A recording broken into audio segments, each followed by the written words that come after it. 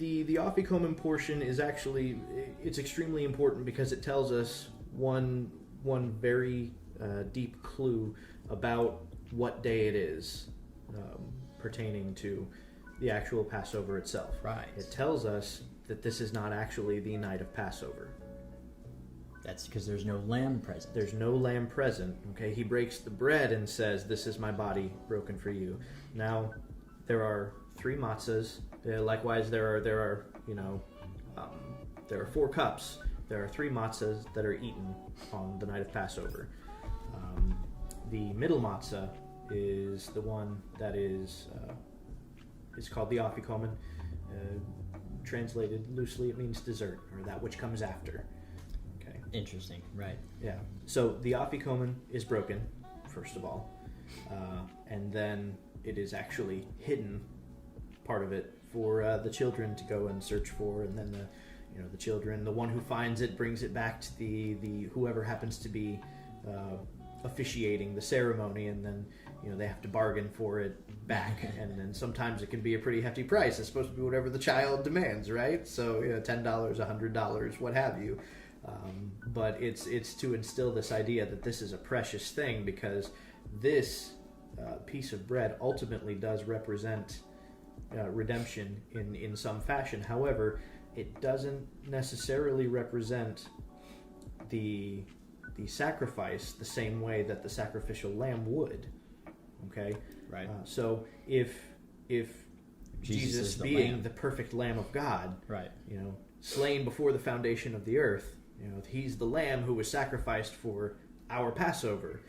So why is he not using lamb here as his symbolic effigy?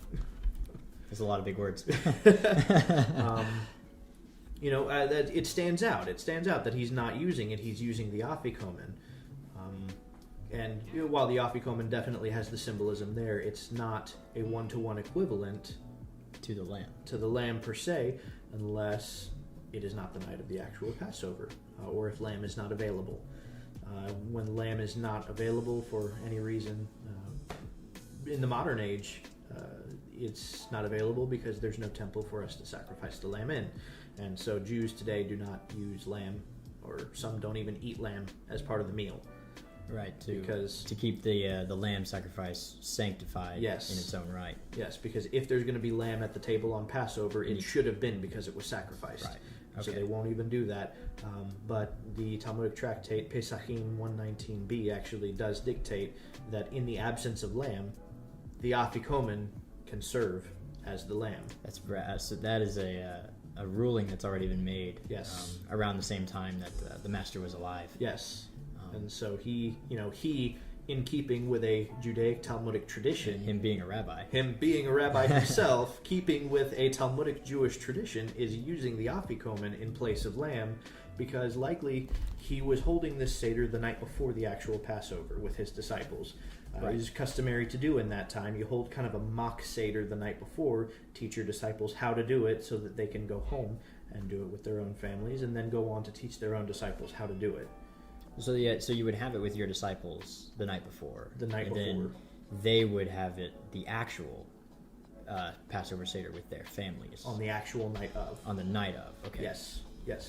So it also makes sense, because if the master is going to be offered up at the time of Passover, well, then this couldn't be on the day of Passover, because the next day he dies. Yes.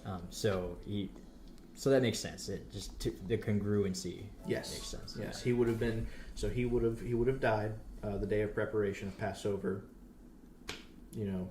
As Passover drew on, as the offerings were being offered up on the altar, then Jesus would die towards the end of the day. By the time he was put in the grave, everybody was able to go home and celebrate the Passover. I think it's John. I may be mistaken. One of the Gospels makes mention of the fact that they were in a hurry to get him buried, so that they could go and celebrate the Passover.